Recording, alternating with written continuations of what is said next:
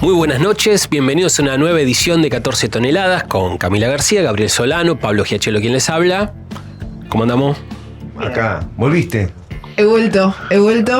Hice las millones. Sí, millones. Sí. Igual Juli estuvo impecable, chicos, la verdad. Muy el bien, último Juli. programa, muy bien. Sí, mira, cuida tu lugar porque... Qué delincuente. No, es más, podemos poner una mesa. Pasa que no hay para 4 acá, es como que no tenemos mesa. ¿Sabés que en el congreso del partido me decían, ¿por qué no llevan algún invitado y qué sé yo? Me tengo que ir yo para que venga un invitado, ¿me explico? Estamos... Sí, hay condiciones físicas que nos limitan, Claro. ¿no? Justeli. Estamos Cuando Justeli. tengamos un estudio... Sí, así, vamos a tener un estudio más grande, Sí. más mozo. con todo el poder. Sí. Sí. Ahí vamos a tener un lindo estudio. A lo que vamos a fletar a lo de Canal 13. Tiene. Sí, no, podemos hacerlo en la TV pública. Claro.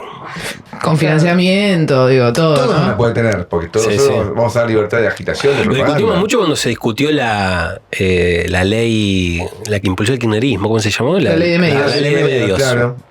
Sí, todas las fuerzas políticas tendrían que tener, digamos, Sí, la algún nacionalización tipo- de los medios físicos de... Claro. No la Sí, estatización política, sería. Lógico, estamos en cuenta que se estaticen los contenidos, Claro. pero sí que se estaticen los medios físicos para asegurar. Hay una famosa pluralidad de voces que no asegura el capitalismo, porque te dicen de palabra, pero los tipos son los dueños del fierrito y no te dejan hablar de ninguna manera. Todo bien democrático, como nos gusta. Obvio. Bueno, hoy ¿qué tenemos? Vamos a ver De todo. de todo, pero con una fuerte impronta internacional, ¿no? Sí. Vamos a ver, bueno, qué pasó con la ley base, cómo sigue todo después, con la editorial. Y pues tenemos Bolivia y Estados Unidos. Bolivia y Estados Unidos. Y La cómo tentativa. meter, se nos pasó recién, pero mientras armábamos en los tiempos, un minuto de Francia también. Sí, muy importante porque el resultado fue categórico en beneficio de Le Pen. Pero igual fue bien el Frente Popular. Bueno, el Frente Popular le fue bien, al que le fue muy mal fue a Macron. Sí. Pero en la mayoría de los... Porque acá una aclaración, yo creo que el lunes que viene lo tenemos que ver en detenimiento porque el domingo es la segunda vuelta. Pero una aclaración que es importante, Pero tiene que es 8. el lunes que viene es 8, ¿sí? Ah. Por eso el domingo 7 Capaz que no venga. se vota... Así de guapo. se vota de vuelta. Y porque hay algo que aclarar. Francia está dividida en 577 distritos. Y cada distrito vota un único diputado que conforma la Asamblea Nacional. Entonces pasan a la segunda ronda los que sacan más del 12,5% de los votos. Y bueno, entre los que pasan, en general son 3, en algunos casos son 2, se puede ganar en la primera ronda aquel que saca más del 50% de los votos y más del 25% del padrón electoral de ese distrito, Que lo no cual es pasa muy nada. difícil. Sí. Pero vos ves que, por ejemplo, de los 577 alrededor, ahora no tengo el número final porque lo vi cuando todavía no había terminado el escrutinio, pero alrededor de 300 salió primera fuerza Le Pen. Le Pen. O el partido de Le Pen, ¿no? El Frente Nacional. Pero viste que salió así Macron, y creo que también Mélenchon, que no presentarían candidatos en los distritos en los cuales salieron terceros. Claro. Entonces se arma una especie, ya se está armando una especie de colaboración entre Macron y Mélenchon, que venga a ser el Frente Popular, para que en ese distrito ganar. Exacto. Y si eso ocurre, Sí, Bueno. es un frente popular que se va ampliando bastante hacia la derecha, ¿no? Claro. Porque pero yo sería estuve un viendo frente... los números, y si se llega a dar la sumatoria de votos, en general se queda con la mayoría el acuerdo. El eventual acuerdo Frente Popular Macron liberales. Claro, va a ser así. Sí. Eso es, y ya lo dijo, y aparte los dos se pronunciaron en ese sentido. Claro. O sea, con lo cual te puede dar. Pero che, no spoileen. Vamos a tenerlo del aire. La semana que Hablamos de viene, Francia, hijo, chao. dale. Bueno, le ganamos a final del mundial, que están. Eso le pasó por ganar a la sube a la derecha, ¿viste? Bueno, vamos a lo nuestro, a las Empezamos cosas. Empezamos por, como dijo Por Ortega y Gasset. argentino a las cosas. Esas son las cosas. Aún decían dos, pero no era el mismo eso. Entonces, bueno, vamos. Vamos, que estamos volviendo mucho Sí. el lunes. Y ya empiezan los gestos de atrás, empiezan los aprietos. Bueno. No, sí, los temas van a ser la editorial, Bolivia, Estados Unidos, y bueno, obviamente el cierre va a ser las 14 toneladas, el premio Sí, que tan importante. Tan importante. Bueno, vamos con la editorial de Gabriel Vamos. Solano. Bueno, el gobierno de Javier Milei prometió que una vez que se aprobara la ley de bases, entraba de alguna manera la segunda parte de su gestión. Es decir, que ahora se va a relanzar el gobierno para cumplir algunos de los objetivos que no se pudo cumplir en el primer semestre del año. Esto será, digamos, el discurso oficial. Y de hecho, ya anunciaron una serie de medidas por las cuales el gobierno tomaría ahora, sobre todo en el aspecto económico, pero también en el aspecto político, porque el reportaje que dio Milei este fin de semana ya anticipó modificaciones en el gabinete. Puntualmente, el ingreso de Federico Sturzenegger a un ministerio que todavía no tiene nombre, pero que sería una especie de ministerio de desregulación económica. Y ya anunció también que con el ingreso de Sturzenegger al gabinete se manda un proyecto de ley al Congreso, que creo que lo denominó proyecto de hojarascas, algo por el estilo, que es terminar con unas 200, 300 leyes, dijo, de regulación económica que serían eliminadas. Entonces no solamente es un relanzamiento de tipo económico, sino también político, el ingreso de Sturzenegger al Gabinete Nacional. Es sabido, y esto está en los mentideros políticos, que el ingreso de Sturzenegger se está retrasando mucho, porque quien resiste el ingreso, especialmente es el ministro Caputo, el ministro de Economía, porque, y esto tiene lógica, muchos prevén que por los problemas económicos de Argentina, que son cada vez mayores, el ingreso de Sturzenegger podría ser el anticipo de que si mañana Caputo tiene que dejar su cargo, porque la economía argentina va para atrás, ya estaría dentro del gabinete reemplazante, que sería justamente Federico Sturzenegger. ¿Quién es Federico Sturzenegger? Bueno, Federico Sturzenegger es un personaje que en un gobierno nuestro tenía que estar preso. ¿Y por qué? Porque en el año 2001, Federico Sturzenegger fue parte central de la arquitectura financiera que dio lugar a una especie de megacanje, de blindaje con el gobierno de la Rúa y con Caballo como ministro de Economía, que incrementó la deuda externa en casi 50.000 millones de dólares. Una locura. Pensemos que la deuda de ese momento era más o menos 160.000 millones. Por lo tanto, incrementó la deuda en más de casi un tercio de la deuda total. Como consecuencia de eso, Argentina fue a la bancarrota meses después, la gran crisis del final del 2001, pero Federico Sturzenegger fue procesado y estuvo en esa condición durante varios años. Incluso cuando Mauricio Macri luego lo nombra como presidente del Banco Central, estamos hablando ahora de 2015 y 2016, todavía él estaba procesado. Si él no fue juzgado y condenado, es porque la justicia capitalista nunca se la agarra con los capitalistas y logró zafar por ese motivo. Pero estuvo durante años y años procesado por un fraude que le costó a Argentina 50.000 millones de dólares. Ahora bien, ¿en qué situación está el país hoy? Porque muchos decían, aprobada la ley de bases, y tomo acá el discurso de Milei, Argentina va a tener mejores índices económicos. Porque él decía que si subía el dólar, que si subía riesgo país, se ampliaba la brecha cambiaria, no era porque el plan económico era claramente inconsistente, sino porque la política metía palos en la rueda, y al meter palos en la rueda, habría ruido en los mercados. Se aprobó la ley de bases y nada cambió. Al revés, sigue subiendo el dólar, sigue subiendo el riesgo país, siguen cayendo los bonos, se sigue ampliando la brecha cambiaria. Los últimos datos son categóricos. En la actualidad la brecha cambiaria está en un 46%.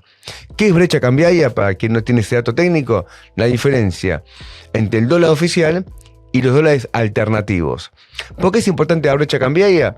Porque anticipa cuál es la expectativa de devaluación que existe en Argentina. Es decir, que está en el índice de 46%. En la semana pasada comentábamos un informe del Fondo Monetario que exigía a Argentina una devaluación del 30% inmediata. Y el hecho de que haya una brecha del 46% no solamente anticipa la devaluación que se viene, sino que además todavía hace más lento la liquidación de la cosecha por los ojeros. Porque los tipos hacen cuenta y dicen lo siguiente: si se ve una devaluación del 40%, del 30%, no voy a liquidar ahora, aguanto. Y de hecho, el mes de junio acaba de terminar con un balance negativo en términos de dólares. En términos negativo. Y en segundo semestre, también todo el mundo anticipa que esto se va a profundizar. Por lo tanto, lejos de lo que dice el gobierno, que con la ley de bases quedan superados una serie de nubarrones políticos que perjudicaban a la economía, acá ocurre lo contrario. Es la bancarrota económica la que genera crisis política. Y en el próximo periodo esto se va a profundizar. En algunos diarios aparecen informes de 3 grandes bancos, creo que está en Clarín el día de ayer, que en Wall Street presentaron todos informes. Todos plantean una devaluación más o menos inmediata, todos plantean y recomiendan salir de los bonos argentinos y pasarse a otros bonos, por ejemplo de Ecuador, y en la misma línea plantea la posibilidad, en el próximo periodo también, de que se agigante la recesión económica. Y esto es fundamental tenerlo en cuenta, porque la recesión económica es lo que impacta en el empleo, es lo que impacta en los ingresos, en el consumo. Y ahora que dice Caputo, porque citó a los bancos, crear un nuevo sistema monetario, un nuevo régimen monetario. ¿Y cuál sería de estas medidas? Subir la tasa de interés. Con una economía recesiva tan fuerte, la sube la tasa de interés, va a agravar la recesión económica. Deja de emitir el Banco Central. Y cuando dice que deja de emitir el Banco Central, lo que va a plantear, por lo tanto, es un ajuste fiscal todavía mayor. Y de hecho, julio arranca con el despido de miles de trabajadores en el Estado. Hoy hubo despidos en el INTI, hubo una marcha en el INTI y hubo represión en el INTI. Hay despidos en el Hospital Posadas, criminales por completo. Se está despidiendo trabajadores de uno de los hospitales más importantes de Argentina. Hay despidos en la Secretaría de Derechos Humanos y en diferentes áreas del Estado. Y esto tiene que ver con la política de gobierno. La emisión cero va a llevar a un mayor ajuste fiscal, a una suba de la tasa de interés con mayor recesión. Pero esto, y como lo dicen muchos, va a agravar las contradicciones económicas porque va a impactar la recaudación, que va a empezar a caer de una manera más notoria. Entonces la economía argentina está en las vísperas de una crisis muy grande. Y por lo tanto, y esto es lo que preocupa a Caputo, la posibilidad de una salida del gobierno de Caputo y su reemplazo por Sturzenegger. Ahora, Sturzenegger es un ajustador clásico, que viene a esta famosa desregulación económica, que no es otra cosa que darle a los capitalistas la posibilidad de avanzar en una serie de negocios como lo que la ley Bases avanzó. Ahora, ¿qué hace la oposición? Como la oposición ve esto, dice lo siguiente, y es lo que plantea, por ejemplo, Mauricio Macri, ahora que está reorganizando el PRO como presidente. Él dijo, la aprobación de la ley Bases es el último servicio que el PRO le presta al gobierno. ¿Y por qué esto? Porque no quiere quedarse pegado a un gobierno que muchos entienden está en un mal momento. Pero sin embargo, esta oposición no tiene ninguna capacidad de enfrentarse realmente a Milei. Lo prueba, por ejemplo, la actitud de radicalismo, que tenía convocada una sesión para pasado mañana, para el miércoles, en la Cámara de Diputados, para tratar tanto el problema del presupuesto que va al Fondo de Incentivo Docente, el FONID, como el presupuesto universitario y diferentes puntos referidos a la educación, y la acaba de levantar, aunque no lo dicen, uno lo puede suponer, en acuerdo con el gobierno. Y la pasan para agosto. Y yo creo que esto tiene que ver, no porque el gobierno esté fuerte y le imponga a la oposición los términos de su actividad parlamentaria, sino lo contrario. Como el gobierno está en crisis económica, un aumento eventual del presupuesto para educación haría que caigan más los bonos, haría que se vaya más arriba el dólar, y otra vez la oposición sale el rescate del gobierno. Y en el Senado sigue sin tratarse el aumento miserable para las jubilaciones que fue aprobado en diputados, pero Villarruel no lo coloca en temario y no están forzando de inmediato una sesión para aprobar ese proyecto que tiene media sanción de la Cámara de Diputados. Por lo tanto, la oposición sigue prestando estos servicios claves para que el gobierno no profundice su crisis. Para los trabajadores, ¿qué queda? Bueno, lo que queda fundamentalmente es prepararse para luchar. Ahora, como decíamos, tenemos los despidos en el Estado. No está claro cuál va a ser el número final, pero el gobierno salió a decir, ustedes lo recordarán, que tenía previsto 50.000 despidos más de lo que ya aplicaron en los primeros meses de su gobierno. 50.000 trabajadores en este momento es bestial. Hasta este fin de semana Mirta Legrand salió a quejarse diciendo dónde va a conseguir trabajo la gente que es despedida en un momento donde crece la desocupación. Los números económicos mostraron que la desocupación creció al 7,7%. En el conurbano bonaerense ya está en el 10%. es decir, cifras muy altas, y a la vez crece la gente que busca un nuevo empleo, porque el trabajo actual, con los salarios miserables que tienen, nadie vive con un solo laburo. Entonces vienen los despidos, está el problema de las paritarias, está la cuestión de las condiciones de trabajo, y está la lucha para que no se implemente la ley de bases. Porque la ley de bases se pudo haber implementado, pero no se tiene que aplicar. Tenemos que enfrentar la reforma laboral, tenemos que enfrentar el impuesto al salario, y esto plantea, como lo discutimos en el Congreso del Partido Obrero, en el 29 Congreso del Partido Obrero, preparar las condiciones para desarrollar una huelga general que derrote a la política de Javier Milei. Tenemos un tema, ¿no?, con los detenidos, Sí. porque ahí por la represión en el INTI, que hubo una concentración importante a la mañana, a partir de las 7:30 de la mañana, en las puertas del INTI, rechazando estos despidos. Caen 280 contratos de trabajadores monotributistas. Bueno, que es un esquema de flexibilización laboral del cual se han valido todos los gobiernos y que habilitan a que ahora... Que viene la época de Alberto. Sí, obvio. ¿Vos tuviste? Bueno, fuimos a la campaña que toda la INTI. Claro, estuvimos ahí. Y los trabajadores decían que todos los que habían ingresado ya bajo la época de Alberto estaban como monotributistas. Y temían que vuelva a pasar lo que pasó con Macri. Que cuando viene el gobierno de derecha, se vale la contratación precaria de los gobiernos peronistas para poder echarlo. Para agarrarlos a todos. Y bueno, y ahora tenemos 2 detenidos. Está detenido Sergio Melo, de ATE, y Damián Pereira, de la CTA, que fueron detenidos hoy de la mañana en un operativo represivo que montó el gobierno y provocativo contra los trabajadores que se fueron a manifestar en defensa de los puestos de trabajo. Que aparte estaban, qué sé yo, lo que denunciaban al principio era que la policía reprimía mientras los trabajadores estaban arriba de la vereda, nadie estaba cortando nada, sino que solamente estaban protestando en la puerta. La policía reprimía, después incluso hasta cerraron la reja, digamos, los trabajadores quedaron del lado adentro de las instalaciones, y la policía así todo seguía tirando gases. Entonces es un claro amedrentamiento a la protesta contra los despidos, porque no quieren que se repliquen todos los ministerios, porque no pasa la guadaña solamente por el INTI. Mañana un compañero nos contaba que también va a haber despidos en el INCA, por ejemplo. Va a ser una semana complicada en ese sentido. Bueno, hoy también hay una asamblea general y un paro de FATE. El SUNDA está impulsando una medida, va a durar 24 horas. Hay que ver si junto con ello va a haber algún tipo de movilización, pero hay una asamblea general y paro durante 24 horas en la fábrica FATE, que están luchando los compañeros del SUNDA contra los despidos, contra los 97 despidos ahí en el neumático. Bueno, y siguen, eso hay que decirlo siempre, detenidos 5 compañías y compañeros por la represión del 12 de junio. 12 de junio. Sí, el 12 de junio. Están en cárceles federales. Y hoy leí un artículo que salió en página 12, que está bastante bueno, porque muestra de qué se acusa cada uno. De qué se acusa cada uno.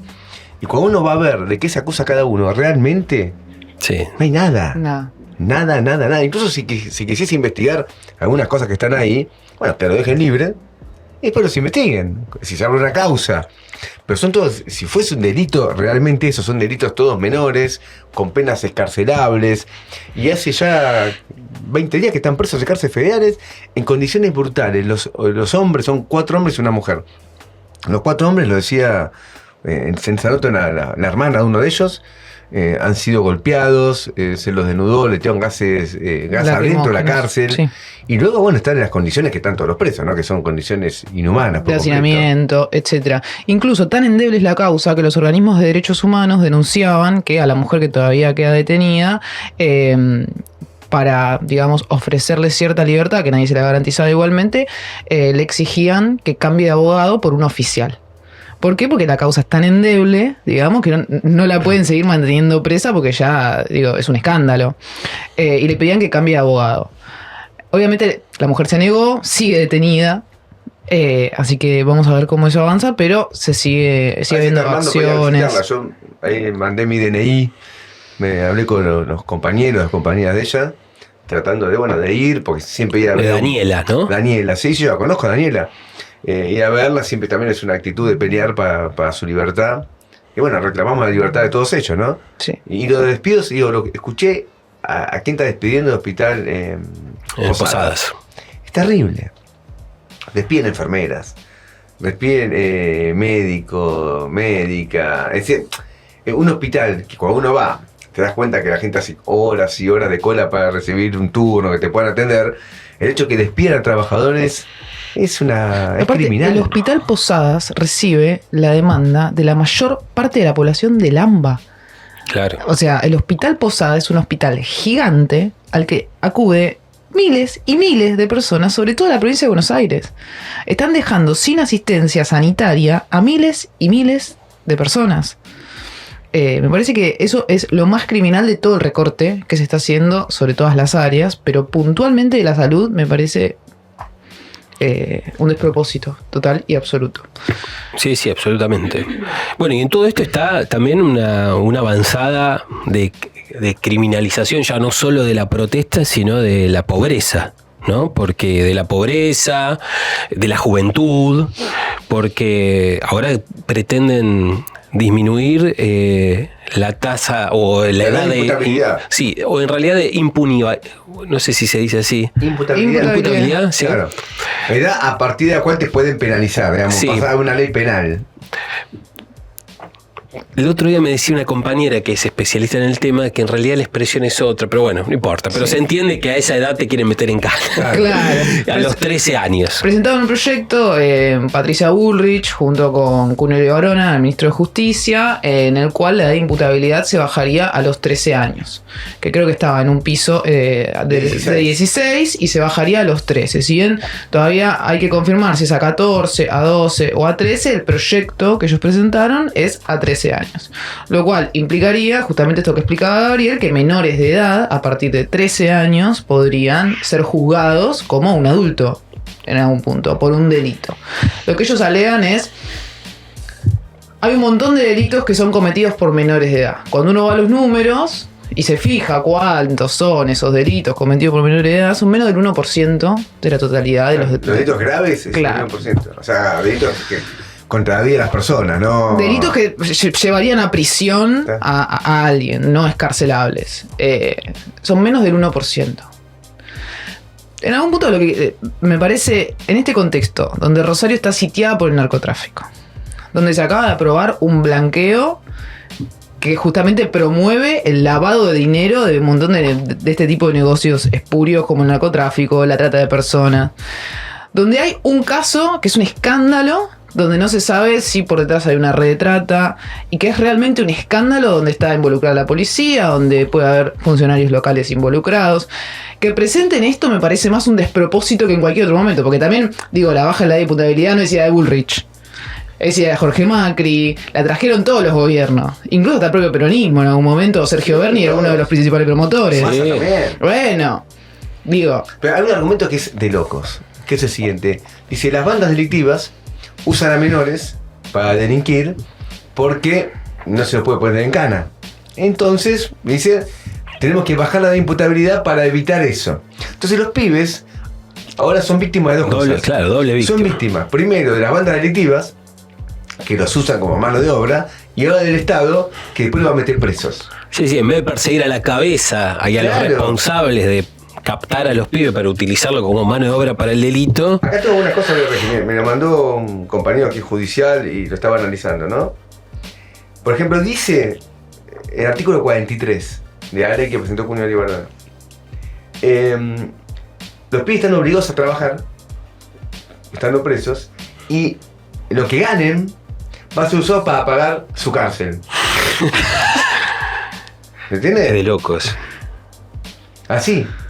Vean, artículo 43, lo pueden ir a ver. Digo, no estoy diciendo nada que no esté puesto acá. ¿Se entiende? Es así. Después, es un trabajo forzoso infantil. uh-huh. Y esto es realmente es un hecho, es una gravedad inusitada, porque aparte mañana, cuando las bandas delictivas dicen un pibe de 12, Ya saben que Claro, sí, no lo bajamos a 12. Claro. Sí, sí, sí. No, y aparte ya saben las bandas delictivas que la pena va a caer sobre el pibe. Sí, Digo, sí, porque en sí. ningún punto lo que se estipula es, bueno, no sé, hay un pibe cometiendo un delito, vamos a ir por detrás de la banda. No, la pena cae directamente sobre el pibe. Quieren criminalizar a la juventud, mientras lo que bancan y lo que garantizan la supervivencia es del narcotráfico, es de las redes de trata, y etcétera. Sí, el blanqueo de capitales que se implementó con la ley Bases, es entonces guiño. hay premios para el crimen organizado. Blanqueo y a los pibes cárcel. Claro. Exactamente. Y Eso además, sí. el reforzamiento policial que está llevando adelante Patricia Bullrich, justamente lo que garantiza es la impunidad de toda esa gente, todos los peces gordos del narcotráfico que operan en el país. Cunio, ni Varona, recuerda, sí, pero decimos Sí. acá. Un es algo- defensor de narcotraficantes. Es cierto que todo el mundo tiene histórico. derecho a tener un abogado, pero cada uno defiende. Yo conozco abogados que son gente macanuda, defienden luchadores, no defienden narcos. Cuando vos defendés narco, Bueno, fue el abogado del que se conocía como el rey de la efedrina en el país. de mameluco. Bueno, Mameluco también, de varios Sí, narcotraficantes. pero Mameluco ya me explicó, digamos, seamos buenos, que no era él, era el hermano. Y que tiene ese mismo estudio que él, Pero que está él dirige, arriba. que estaba arriba. Y bueno, no lo vio, no lo es que vio. no pudo subir escalera porque tuvo una operación de Cunio, meniscos. vamos tomando nota de Cunio Sí, porque sí, creo sí, que sí. nuevamente se gana el No, que los podio. pibes, no, meter en pibes así es una. Sí, la Aparte criminalización de la modifica juventud. todo el régimen actual, ¿eh? Yo estuve viendo, modifica, por ejemplo, antes un pibe que ya está mal porque existe un régimen penal juvenil que viene de la época de la dictadura de Argentina. Es brutal, los reformatorios son también para los pobres, porque un pibe rico comete un delito y está al amparo de los padres. Un pibe pobre no tiene los papás capaz o las mamás y Marcha presa. marcha preso. O sea, hay una desigualdad social muy fuerte. Pero esto va a agravar todas esas condiciones, la va a agravar. Bueno, pasamos de tema ¿Quieres saber qué pasó en Bolivia? y vamos a ver qué es lo que pasó en Bolivia, que fue otro de los La grandes gente temas. se pregunta. Porque forros, Internacional. no hay acá solamente. Hay una canción que la gente se pregunta qué pasó con Boca. Se pregunta qué pasó en Bolivia. La de Boca canto después. Yo porque quiero que sepan que Gabriel canta mucho. O sea, esto que hace acá. Mal, pero la gente se pregunta qué pasó con Boca. Acá se puede golpear. Bueno, es que no tengo el No, bombo. pero no golpees la mesa. La próxima tenemos un bombo para que Sí. pueda ser como el acting Por completo. favor, no. Bueno, escuchen, vieron que hubo un intento de golpe en Bolivia, comandado por el comandante del ejército, Juan José Zúñiga. Resulta ser que, bueno, una fracción del ejército ocupó la Plaza Murillo, la plaza que está en la puerta de la Casa de Gobierno, con tanquetas y etcétera, y quiso voltear la puerta de la Casa de Gobierno.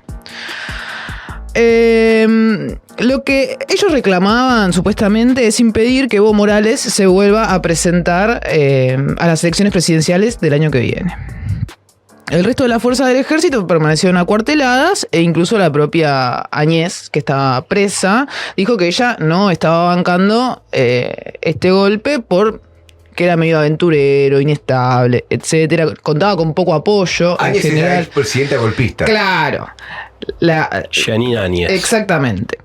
En ese sentido, bueno, Evo convocó a la huelga general, la COP llevó adelante la huelga general, la plaza se empezó a llenar de manifestantes que lo querían era enfrentar esta avanzada golpista y los terminaron rajando. El punto es, bueno, ¿qué pasó? ¿No? Lo que se empezó a preguntar todo el mundo. ¿Por qué? Porque en Bolivia, no sé, para los que no saben, no gobierna Evo Morales, gobierna Luis Arce. Luis Arce, que es opositor a Evo Morales, más de la derecha boliviana.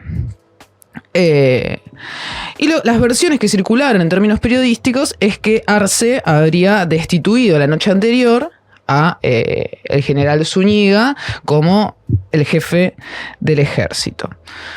En esta situación, lo que sucede es que, bueno, ahí se empieza a dar una interna, ¿sí?, entre el propio poder. Muchos lo califican cuando a Zúñiga se lo llevan, dice, bueno, yo lo que estaba haciendo era reforzar al presidente, ¿no? Con este golpe, lo que yo quería era una respuesta presidencial acorde que reforzara la autoridad del presidente. ¿Por qué? Porque en la Bolivia de Luis Arce, hoy por hoy lo que reina es una crisis económica y social de envergadura. Ya hubo 2 paros de las patronales camioneras con bloqueos de ruta, hay aumentos de combustibles. La policía refuerza las estaciones de servicio por el contrabando de combustibles, de lo que aumentaron. También las fronteras por el contrabando de alimentos. O sea, la crisis en Bolivia es brutal y el gobierno está teniendo una crisis política. Ahora, a fines del año pasado lo que votó el Tribunal Superior de Justicia de allá, es que Evo Morales no podría presentarse de vuelta a elecciones por haber tenido 2 mandatos. Acá en Argentina, cuando un presidente tiene 2 mandatos consecutivos, no puede ser electo para un tercer mandato. Allá hay una disputa, lo que dice Evo Morales es que él no tuvo 2 mandatos seguidos, tuvo 2 mandatos y allá se lo dan como válido. Bueno, ya tuviste 2 mandatos, no importa si son seguidos o no, no te puedes volver a presentar. La cuestión, ahí se da esta disputa interna de poder y lo que ahora se está poniendo en jaque es, bueno, esto fue un autogolpe realmente, fue Arce el que promovió este golpe militar, sí, no, efectivamente. Y lo que está sucediendo, por ejemplo, es que Evo Morales está convocando a ciertos cortes de rutas y ciertos bloqueos, exigiendo su candidatura presidencial para el año que viene. En un contexto, además, de movilizaciones y alzamientos contra el propio gobierno. Entonces, bueno, el gobierno de Bolivia hoy está debilitado y este golpe, por suerte, no se lleva adelante. El Parlamento boliviano impugnó a este Tribunal Superior. Entonces ahora se viene, digamos, una respuesta. Es por eso que hay una deliberación dentro del propio MAS, a ver cómo llevan adelante, digamos, una especie de contraofensiva. Así que bueno, veremos cómo sigue esto en Bolivia. Aclaremos una cosa por si la audiencia desconoce. Luis Arce sale del riñón del MAS. De hecho, fue funcionario fue ministro de Economía fue ministro de Evo. De Evo. Naturalmente, un ala más conservadora dentro de lo que es el MAS. Y fue apuntalado por Evo Morales cuando gana las elecciones. Pero desde un comienzo tenemos una situación similar, se podría decir, un Alberto y Cristina, pero en Bolivia. Evo Morales directamente salió a decir, esto fue un armado, y salió a pedir disculpas a la comunidad, a la llamada comunidad internacional, porque todo el mundo se pronunció contra el golpe. Este es un dato, yo creo, significativo, porque en contraste con el golpe de 2019, la llamada comunidad internacional se había pronunciado a favor del golpe. Se desconoció el resultado electoral de las elecciones de 2019 y la OEA, con Luis Almagro a la cabeza, la Organización de Estados Americanos, el Ministerio de Colonias, según el Che Guevara, claramente se pronunció a favor del golpe. La derecha boliviana a favor del golpe, es decir, que todo un bloque político de la derecha estaba alineada con el golpismo, y ahora el fenómeno fue diferente. Incluso golpistas declarados como vos señalaste, Yanina Áñez, Carlos Mesa, la Organización de Estados Americanos, Camacho, la Unión Europea, dijeron, no estamos con el golpe. Y eso rápidamente desactivó al golpismo.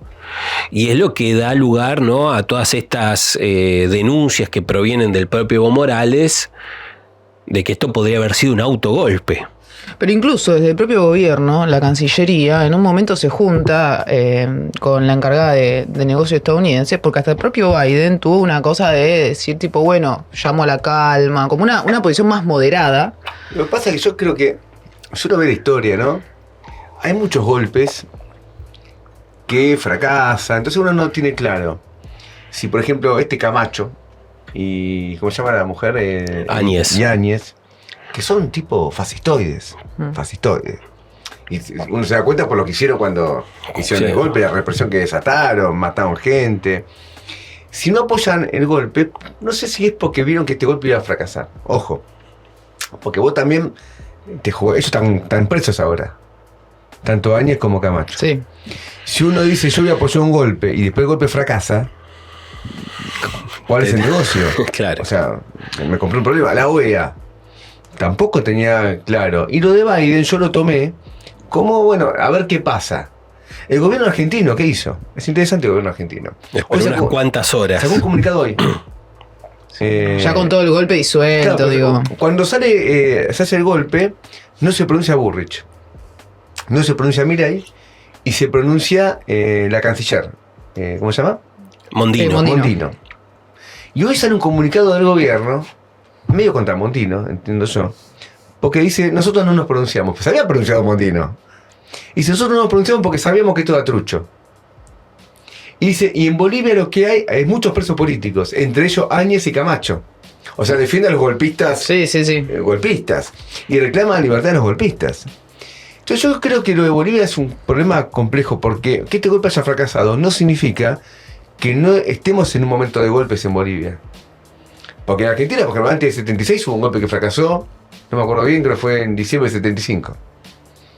Digamos, si no me equivoco. En febrero. No. ¿En Argentina sí? En Argentina, antes Sí. del golpe de marzo del 76. Ah, sí, Un intento de golpe, pero ya que fracasó. ¿Y por qué los un golpes? lockout. No, un golpe militar que fracasó. Porque los golpes se van armando hasta que. Contra Perón, hubo un montón de golpes que fracasaron hasta que en un momento ganó un golpe. No es que el primer golpe siempre triunfa. Se tienen que ir armando los procesos golpistas. Y Bolivia tiene una crisis económica estructural enorme. Porque se le acabó el gas. O sea, Bolivia estuvo en un momento determinado de desarrollo Una supervivencia económico, rentista. Una supervivencia rentista de cierto peso. Le vendía gas especialmente a Brasil y también le vendía a Argentina. Y hoy Bolivia pasa a ser de vendedor de gas A comprador. a comprador de gas. Sí. Eso implica para Bolivia un golpe enorme. ¿Y qué tiene Bolivia? Tiene litio.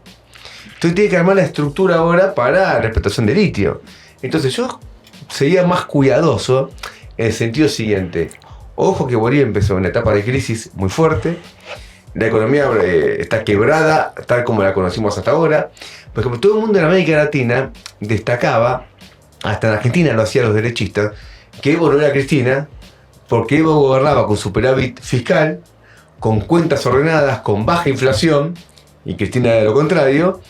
Y eso era porque, básicamente, porque tenía muchos dólares porque exportaba el gas. Sí. Ahora lo que reina en Bolivia es la falta de dólares, por ejemplo. Porque se quedó sin gas. Claro. Y vos te das cuenta del saqueo que hubo, que los bolivianos no tenían gas, Sí. pero lo vendían a la industria brasileña de San Pablo, o lo vendían para Argentina, y esos dólares no se usaban para una transformación de Una industrialización de Que hoy Bolivia. pueda decir, bueno, tenemos determinada matriz económica, ¿no? Ahora va a depender del litio. Claro. O sea, vuelve una matriz de saqueo que es clásica de los últimos 500 años de Bolivia.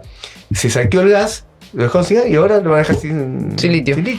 Hay que ver si este pronunciamiento hoy del gobierno puede tener algún punto de contacto con el problema en Estados Unidos y con la situación en las elecciones de Estados Unidos. Porque luego de la tentativa golpista fue el debate en Estados Unidos, que ahora después nos vamos a meter un poquito más. A Biden le fue muy mal. Trump viene despuntando en las encuestas y la política golpista en Bolivia fue una política impulsada especialmente por el imperialismo norteamericano y por Trump. Recordemos que fue en 2019 y Biden gana en 2020. Entonces también puede haber cálculos, ¿no?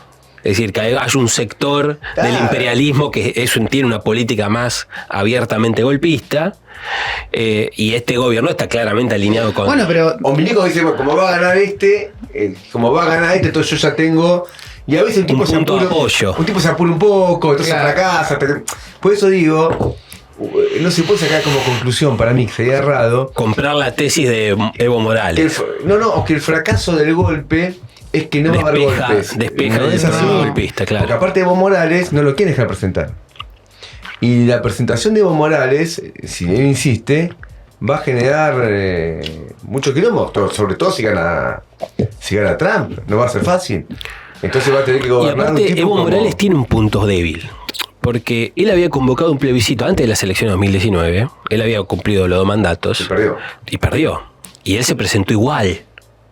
Es decir, que el golpe que se le da en 2019 es un golpe, pero él abrió la puertita para que le busquen la vía legal. El tercer mandato no era legal. No era Por lo menos término legal. Porque él dijo, convoca un plebiscito y lo perdió. y perdió Claro. el plebiscito para defender una reelección de tipo Y indefinida. ahí el Tribunal Superior Electoral, ese que lo habilita igual. Claro. Y ahí se armó el quilombo. Y ahora ese tribunal, con otra composición, le dice que no.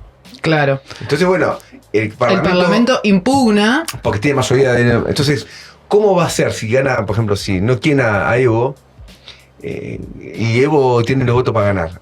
Entonces, hay una crisis... Sí, se abre un periodo de inestabilidad y de crisis política, institucional.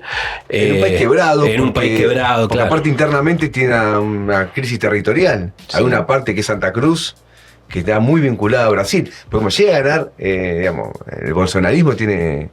Igual ahí tenés mucho peso. Entonces, vos tenés una crisis grande en Brasil y hay que ver qué va a pasar, pero yo no diría que los golpes en Bolivia no están más. De hecho, en Perú hubo un golpe con una represión que acá no se la conoce del todo, pero es salvaje, ¿eh? Con el ejército. Sí, decenas de muertos. Decenas de muertos. Decenas y decenas de muertos. Bueno, nada, el gobierno se posicionó ahora, pero acordémonos que todo bien, pero Mondino es la que está gestionando el asilo político de los golpistas bolsonaristas de Brasil. Claro. También, en algún punto. Y este régimen de volatilidad que decía Gabriel, me parece que es algo, no sé si regional, pero es algo que se extiende justamente producto de la bancarrota capitalista mundial, pero también por cómo están enfrentando las masas movilizadas a las políticas de ajuste de todos los gobiernos que se recrudecen sistemáticamente. Así que nada, me parece que esto va... Hay que seguir más de cerca a Bolivia. Sí, Bolivia ha sido siempre en América Latina un punto revulsivo enorme, y el pueblo boliviano se la rebanca. Sí, y la reacción del pueblo boliviano fue positiva. Lógico. Sí. Porque no una convocatoria... Lo de la reacción de la COB contrastó con lo de 2019, porque la COB, cuando se ejecuta el golpe en 2019, había apoyado al golpismo. En cambio ahora tuvo una posición muy clara, lo mismo en la central campesina. Bueno, y fue en gran medida también una huelga general de la COB la que logró golpear al gobierno de Yanine Áñez, al gobierno golpista de Yanine Áñez, y forzar una elección anticipada. Es decir, que el pueblo boliviano no está pintado, tiene mucha tradición de lucha. Y Áñez está en cana, el comunicado que saca hoy el gobierno, creo, está por Twitter, yo lo vi en esa cuenta que tienen de presidencia. Tenemos que repudiarlo, porque ellos dicen no hubo ningún golpe, y hubo un golpe. Después vemos, estaba una tentativa golpista. Tentativa golpista. Y después quiere la libertad de los golpistas ya consumados, porque Áñez y Camacho es un facho. Y uniendo y pasando al otro tema, fijémonos que el gobierno está con los golpistas bolivianos, está con los golpistas brasileros que les da asilo político acá, y está con los golpistas norteamericanos porque claramente está con Trump, que tuvo una tentativa golpista a principios, que fue en enero de 2021, si no me equivoco. Después de perder cuando trató de ocupar el Capitolio. Y bueno, finalmente está Villarruel de vicepresidente. Él sigue reclamando la libertad de esos golpistas. Sí. Bueno, y tuvimos el debate presidencial de Biden-Trump, las elecciones en Estados Unidos, que son ahora el 5 de noviembre, ahora dentro de 4 meses, quiero decir. Y que bueno, ha sido todo un acontecimiento porque... por el papel patético de Biden. Biden viene bastante cuestionado, en gran medida porque ha caído sustancialmente su imagen, en particular por varios motivos. Por un lado, por el problema de la inflación, por otro lado, por el problema migratorio, la política externa y un punto específico, la guerra en Palestina, ¿no? La guerra contra el pueblo palestino, que lo han bautizado el genocida show. Eso está impactando muchísimo en el electorado. Está impactando mucho en el electorado demócrata, particularmente entre la juventud.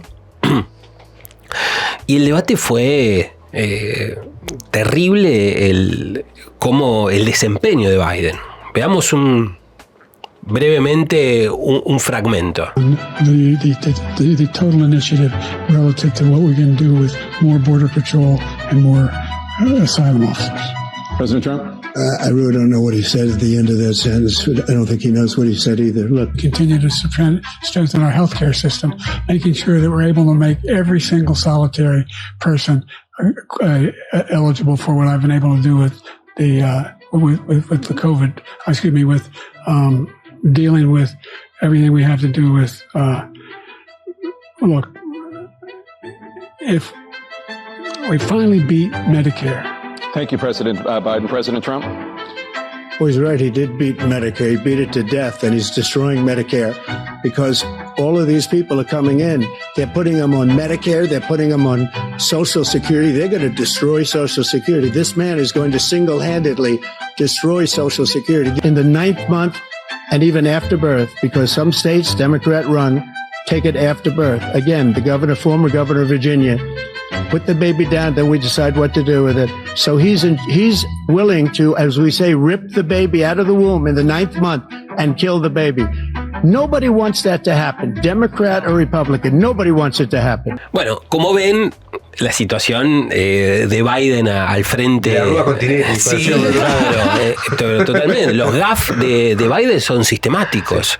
No sabe para dónde. La otra vuelta estuvo en el G7 y Meloni lo salvó porque estaba desorientado, no sabía para dónde iba a salir caminando. Esos gaff son en forma más o menos sistemática, se cae de la bicicleta. Bueno, está lleno de gaff de parte de Biden que están revelando que no tiene todas las luces. Y ahí, bueno, a partir del mal desempeño que jugó en el debate presidencial, que en gran medida el debate era, en cierto sentido, reclamado por los demócratas para ratificar que efectivamente Biden estaba con todas las luces y con posibilidad de ser el presidente durante los próximos 4 años. Un poco lo que se medía en este debate era si pasaba la prueba o no pasaba la prueba a Biden. Bueno, efectivamente no la pasó. Llegaría a los 86 años. Claro. Es complicado. Sí, igual no es tanto, es lo que dice Pablo. La edad es un elemento, pero el descrédito de Biden tiene, digamos, raíces que no son la edad. El tema de la guerra contra el pueblo palestino está haciendo perder una parte de su electorado. Que no vaya a votar posiblemente a Trump, pero no vaya a votar a Biden. Pero bueno, también es el tipo que tiene el botón rojo de la guerra nuclear. Entonces, un tipo que no tiene todas las luces, que de repente se pierde y no sabe dónde está caminando, genera cierto pánico. Sacale el botón rojo. Y el otro día escuchaba en una radio algo que me pareció interesante, que decían, bueno, fíjense, estaban disminuyendo la crisis que se armó a la luz de todo este debate. Ahora me voy a meter en qué consiste en esa crisis. Pero decían, bueno, finalmente hay un debate sobre estos candidatos, etcétera, pero la fortaleza de las instituciones democráticas de Estados Unidos, que la vida sigue, ¿no? Y en cierto sentido eso muestra el carácter ficticio de la democracia, porque si no importa quién es el que está, significa que la democracia es completamente trucha, hay una figurita y lo que en realidad se vota no son los que mantienen la batuta, sino que es la figura y detrás el esquema y el establishment sigue funcionando. Hay un aparato burocrático. Claro, que no se somete a votación, revelando el carácter trucho de la democracia capitalista. Eso pasó cuando fue el golpe de Trump. Claro. ¿Se acuerdan de la anécdota con el chofer? ¿Cuál? Trump, cuando hacen el golpe de Capitolio, Trump le dice al chofer, lléveme al Capitolio, voy a apoyar a los patriotas. Y el chofer dice, no, usted no va. El chofer de Trump no es un chofer, es un tipo puesto por el FBI. Sí. Y Trump es un tipo grandote. Entonces Trump se pone loco, yo soy el presidente, vamos. Entonces dice, no. Y Trump se tira arriba del auto y se agarra a piña con el chofer lo caga a piña y no fue. O sea, el Estado norteamericano fue el chofer, no fue Trump en el momento. O sea, claro. El Estado capitalista es una burocracia que no se somete al voto popular. Lógico. Anécdota. Ahora, excelente. Dicho esto, veamos la crisis que se armó, porque al otro día fue, un gran... Si uno ve los medios de comunicación y los diarios incluso... Los diarios del establishment y los diarios incluso demócratas. Por ejemplo, del New York Times saca una editorial diciendo, Biden, bajate. Sí, Thomas Friedman, que sale, en general sacan los artículos, los saca La Nación, alineándose, dice que fue una tarde tristísima para él, porque aparte tiene vínculo, una noche tristísima porque tiene vínculo, mi amigo Biden, qué sé yo, no sé cuántas cosas, pidiéndole bajate. Para mi amigo parece yo te quiero, pero te estoy cuidando. Al otro día tuvo distintos actos Biden y demás. Y parece que había carteles diciéndole da un paso al costado, la gente que salía a la calle. Bueno, todos los grandes medios de comunicación, una fuerte campaña reclamando que se baje y una crisis con los que ponen la plata, ¿no? Los financistas de la campaña demócrata que empezaron a llamar diciendo, che. Sí, aparte van a perder los diputados demócratas, los senadores demócratas, lógico, los demócratas. Sí, hacia abajo todo el mundo.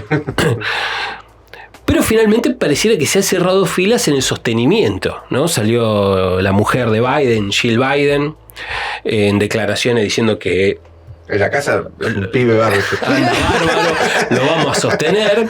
Y salieron figuras importantes del Partido Demócrata, Barack Obama, Clinton, Hillary Clinton y Bill Clinton, a respaldarlo en el sostenimiento de su candidatura, porque aparte él ganó la interna y por lo tanto solo... Aparte, no hubo ningún presidente que no busque su reelección. Claro, siempre hubo... Son pocos los que no han buscado su... Sí, que no lo han logrado. Que no lo han logrado. Pero buscado que lo buscaron todos. Todos. Y... entonces tenemos una situación de esta característica. Ahora vamos a tener la convención demócrata en agosto. El único que se puede tomar la decisión de no ser candidato es el propio Biden, porque él ya tiene los votos para ser el candidato presidencial por el Partido Demócrata. Entonces solo se puede cambiar de caballo a mitad del río si es Biden quien opta por dar un paso al costado, que por el momento parecería que no. Y una variante es que en la convención demócrata de agosto, se termine ejecutando eso, pero por el momento no está claro. Vamos a ver, qué es lo que sucede en los próximos días, pero de fondo, retomando los grandes, por ejemplo, Kamala Harris, que es la vicepresidenta actual de Biden, que sería como la más indicada o quien sería el reemplazo natural. Sí, pero no tiene votos. No tiene los votos, tiene sus propios gaf.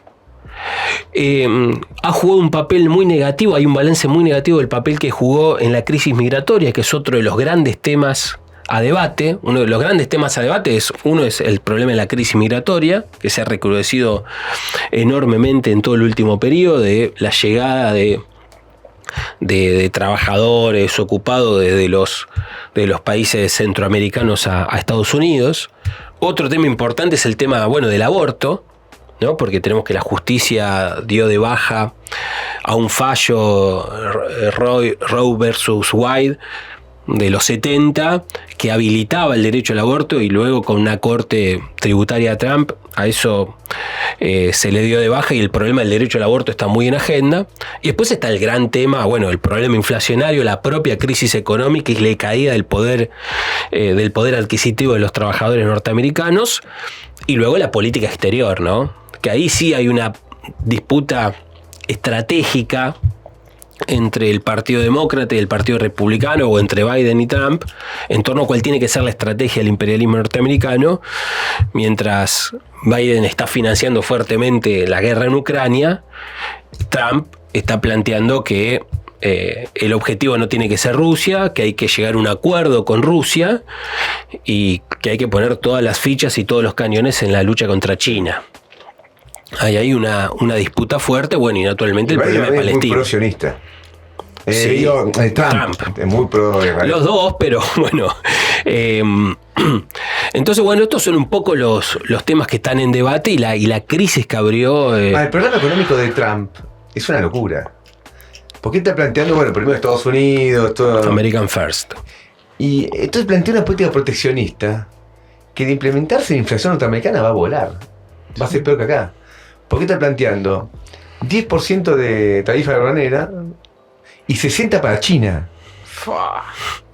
Eso va a generar una división en la burguesía yanqui enorme, porque toda la burguesía yanqui que se instaló en China para vender desde China a Estados Unidos, explotando la mano de obra mucho más baja, sí.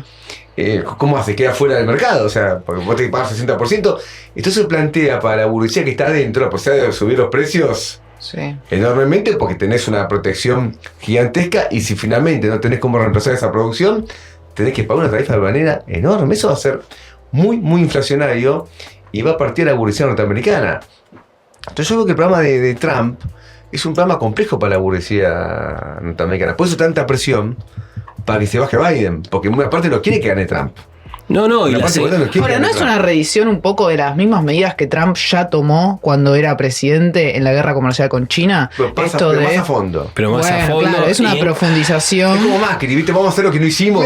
Claro. ¿Entendés? Exacto, y aparte no se revirtieron las medidas que tomó. Es decir, Biden no revirtió esas medidas. De hecho, muchas las recrudeció. La guerra contra China se recrudeció tanto en el terreno comercial, con las sanciones, por ejemplo, para la fabricación de semiconductores en China, ¿no? Los microchips que juegan un papel estratégico, como el armamento a Taiwán, que es toda la amenaza militar contra China. Todo eso está.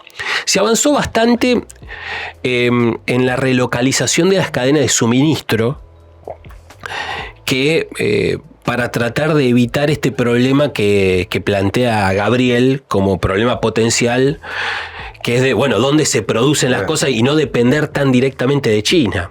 Pero todo eso es muy complejo, porque no es que vos de un día para el otro mudás la fábrica. Las cadenas de valor están muy interconectadas a nivel mundial.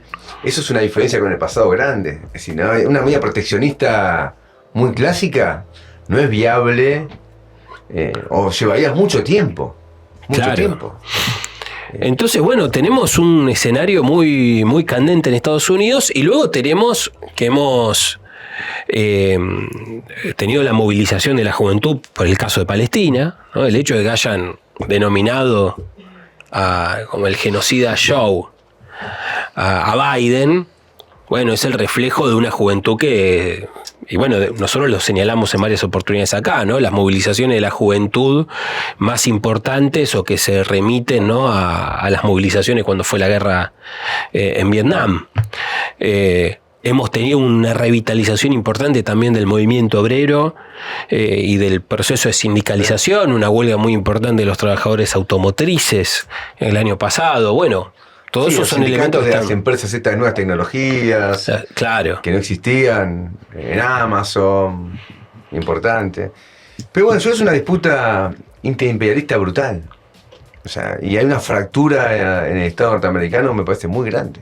Ahora, a mí lo que me acercaba una preocupación, varias personas que conozco en algún punto, es que si hay un crecimiento de la derecha a nivel mundial, tanto en Europa, que es lo que veíamos con Pablo la semana pasada, bueno, acá en Argentina ni hablar, y también gana Trump en Estados Unidos. El hecho de que gane Trump en Estados Unidos no es un reforzamiento a el crecimiento de la derecha a nivel mundial. Sí. Pero y acá Milei está esperando que gane Trump. Claro. Porque quiere que le familia de guita. Pero recordemos que con Macri estaba Trump. Sí, y le fue como el culo. Y le fue como el culo. O sea, le dio la guita. O sea, tampoco... y es un reforzamiento, pero bueno, al mismo tiempo es en general lo que sigue primando es un cuadro de volatilidad, porque Trump ganó y luego perdió, Bolsonaro ganó y luego perdió. Entonces no es una línea directa o unilateral. Y Trump perdió. Es jodido que un presidente norteamericano no logre su reelección, ¿eh? Y Trump estuvo muy hackeado por lo que fue una rebelión, que fue el Black Lives Matter, que fue una gran rebelión de las más importantes en décadas en Estados Unidos, y que fue contra el gobierno de Trump. Entonces no es tan unilateral la cosa, naturalmente, no deja de ser un triunfo de un derechista. Lo que pasa es que la burguesía imperialista norteamericana, una parte está muy preocupada y no quiere que gane Trump. Puede ser una fuerte presión para que dé lugar la Convención Demócrata a una nueva cara, que no sea la de Biden. Porque sabe que aparte es muy peligroso lo de Trump. Puede terminar en cualquiera, generando una reacción popular muy grande. Bueno, se nos agotó el tiempo. Sí, bueno, ya nos hacen señas. Vuelven las señas y los aprietes. El tema de la censura es una cosa. Un día le vamos a dar las 14 sí. Un día le vamos a votar, cámara. Sí. Bueno, tenemos que dar el premio. Bien. El premio a las 14 toneladas. Tenía uno, ya lo vimos antes, ¿no? Sí, Libarona para mí. Junio. Libarona. Para mí es un candidatazo. Es un buen candidato. Después teníamos este radical, ¿cómo se llama? Rodrigo de Loredo. Sí, porque el tipo es un... Sí. ¿Te acuerdas es un arrastrado. Cuando lo puteó colectivero? Sí, la tiene toda. Cuando lloró porque se había caído, cuando se cayó por primera vez la ley Bases, o la ley Ómnibus se llamaba en aquel momento, recuerdan que lloraba porque... No sé por qué lloraba, porque es un estúpido. No sé por qué lloraba. Pero, ¿verdad? Eso no es de ciencia política. Levantó la sesión de miércoles. Claro, y ahora está levantando la sesión del miércoles. Que es por el tema de cuestiones... Bueno, y el jueves pasado o el miércoles, ¿cuándo fue que se trató la ley? El miércoles. Sí, el miércoles. No, el jueves. Todo el mundo le tomó el pelo en diputados porque dice, está claro que el radicalismo no se quiere integrar a este gobierno. Y se estalló la carcajada generalizada, aplauso.